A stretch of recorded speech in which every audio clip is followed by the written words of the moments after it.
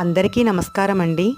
మహాభారతములోని యక్ష యుధిష్ఠిర సంవాదములో ఈరోజు ప్రశ్న సమాధానము తెలుసుకుందాం. యక్షుడు ఇంద్రియ సుఖాలు అనుభవిస్తూ శ్వాసిస్తూ బుద్ధిమంతుడై ఉండి లోకంలో గౌరవింపబడుతూ అందరికీ మాననీయుడై ఉండి కూడా వాస్తవానికి జీవించి ఉండని వాడెవడు?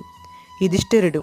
దైవం, అతిథి, సేవకుడు, తల్లి, తండ్రి ఈ ఐదుగురిని పోషించని వాడు శ్వాసిస్తూ కూడా బ్రతుకని వాడే. యక్షుడు. విదేశాలకు వెళ్ళేవానికి మిత్రుడెవరు? ఇంటిలో ఉండేవానికి మిత్రుడెవరు? రోగికి మిత్రుడెవరు? మరణం సమీపించిన వానికి మిత్రుడు ఎవరు? యుధిష్ఠిరుడు. విదేశాలకు వెళ్ళేవానికి తోటి ప్రయాణికుడే మిత్రుడు. ఇంటిలో ఉండేవానికి భార్య మిత్రురాలు.